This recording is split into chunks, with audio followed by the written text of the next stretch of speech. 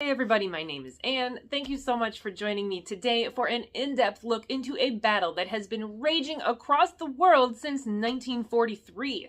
The battle of people and their tools versus IKEA furniture. And today we're going to look at a particular part of this battle when people try to use multi-tools to put together IKEA furniture.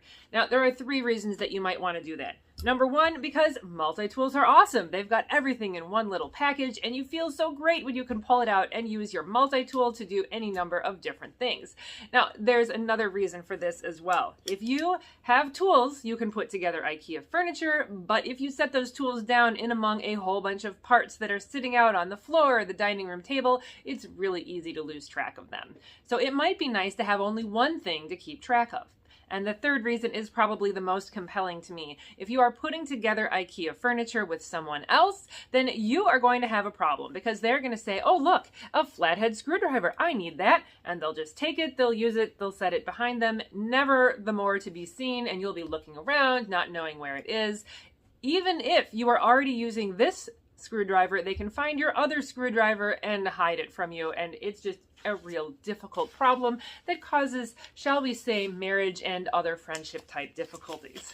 So just bring your own multi-tool and get it done.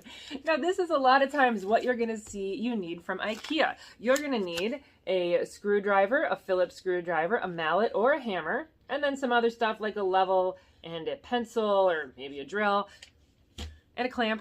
So some of those things are not multi-tool replaceable. Now, actually, there are multi-tools that have levels and pencils in them, and I would love to hear from you if you have one. To me, I actually bought one and it fell apart because it was not of very good quality, but then I was thinking, why would I want a level and a pencil in the same thing? Because once I use the level is usually when I need the pencil right afterwards. In addition to the tools that you need to bring to the IKEA party, they also give you some tools. For example, Allen wrenches and little handles to put on Allen wrenches. And these things actually work out just fine. They're plenty sturdy, they work well, and there's not a problem, but maybe it would just be easier to have your own so that maybe your friend can use the Allen wrench that came with the set and you can use an Allen wrench on your own multi-tool. So let's talk about different multi-tool situations that you can get into with your IKEA furniture and which multi-tools might be best suited. Let's start off by checking out all of these tools. We'll be testing these today. I've got everything from Swiss Army knives to the Leatherman Signal and a SOG PowerPoint. And there's Cassie. She'll be helping us decide which one's best. This is the Swiss Champ, and you can see here this problem comes up all the time. On IKEA furniture, you're often putting a screw in a tight spot like next to this bracket. And here with the inline Phillips, as much as I love it, if I try to turn the Swiss Champ, I'm only going to make a half turn with this. It's annoying.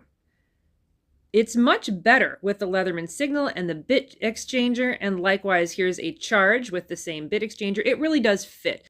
The issue here is that you're applying a lot of downward pressure, and so you need to be able to do that straight down. Here's another way that you can sometimes get in the corner on the back of the Signal. Now here is the Victorinox Swiss tool. This fits just fine, and it feels great to use this tool. Very enjoyable. However, the Tinker, anytime you're using one of these back layer Phillips, it just is not long enough to get there. It really doesn't reach. Now you could open up the can opener and use that, but I think it's a lot of pressure for that tool when you're screwing into the wood.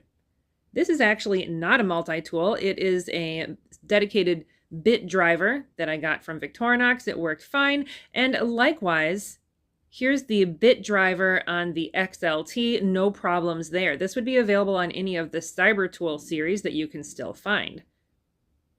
The Workchamp's long and thinner Phillips worked just fine. The shorter one did not reach. Here we've got a next tool. This is really short, and you're going to find this here too with the SOG PowerPoint. They're just too short, so you need an extension.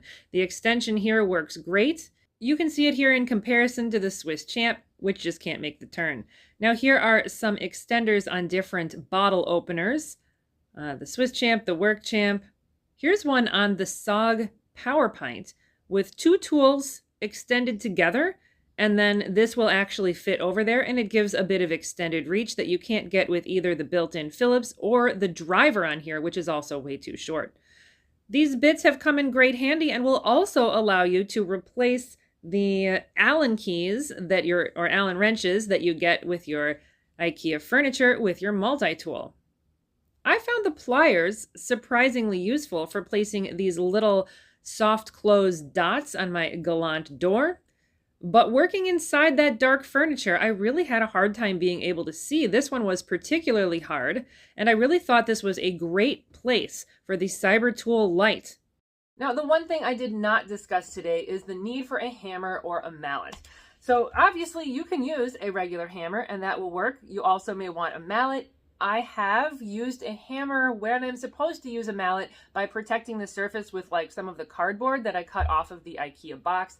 I don't think that's recommended, but it is an option and it comes into play here if you are going to look at something like the hammer type surface that is on the Leatherman Signal and some other Leatherman tools and is available on some other tools as well.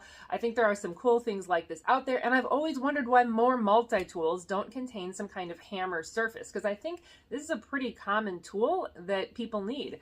So that is actually the reason that I did get the Signal, and I completely love it so far. However, there is another multi-tool that you might want to consider.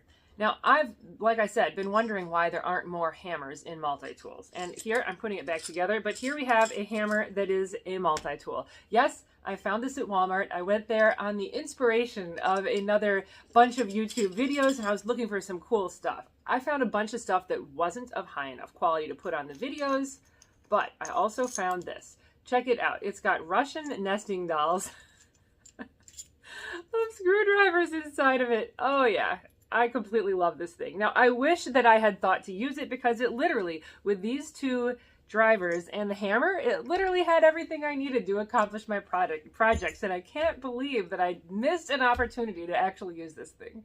Anyhow, I hope you got something useful out of this video, and I wish you the best of luck in all of your IKEA furniture adventures. Thank you very much for joining me. I forgot to put in my conclusions. Cassie likes the Swiss Champ. The Work Champ is awesome, but those tools fold under each other, so I chose the Leatherman Signal. With its combination of a hammer, pliers, and easy changing between the different screwdrivers, it was a clear winner for this IKEA challenge.